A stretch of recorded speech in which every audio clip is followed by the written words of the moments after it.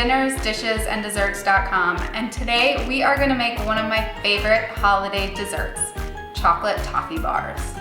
I pretty much love anything with chocolate and toffee, and this is super easy. Everyone loves it, and it is great for your cookie exchanges, just to put out for the holidays, or just snack on. It always disappears quickly. Let me show you just how easy it is to make. So here we're going to use an electric mixer to cream 2 sticks of softened butter with a cup of brown sugar and an egg yolk. We're going to cream this for a couple minutes until it all comes together and is light and fluffy. Then we're going to add in some flour that helps bring it all together and a little bit of vanilla extract.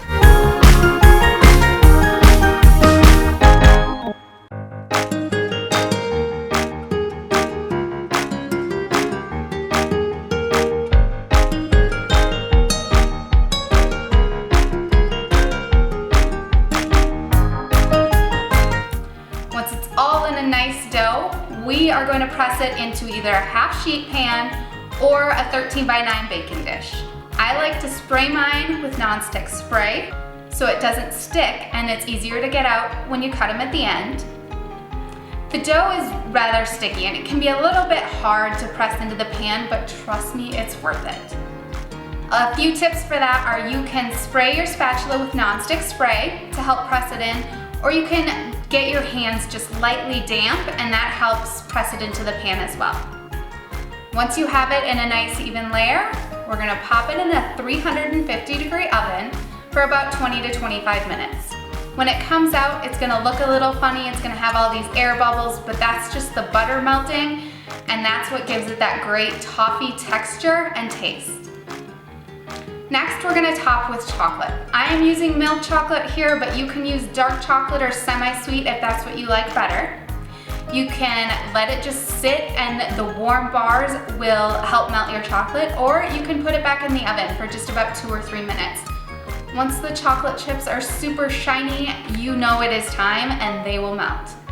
So I'm going to take it out here and use a little offset spatula to help me spread the chocolate all over these bars.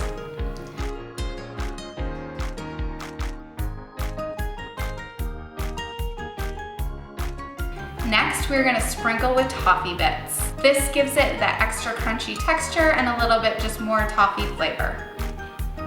You could use chopped nuts here, pecans would be great, anything that you like. Now we have to let the chocolate set. This is the hardest part. You don't wanna wait to eat these, right?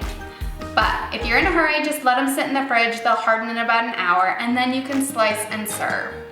Otherwise, you can let them sit out in the fridge until the chocolate is set.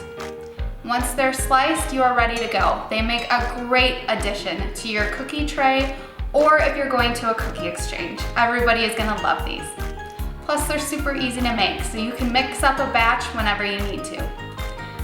You can head on over to dinnersdishesanddeserts.com to get the full recipe.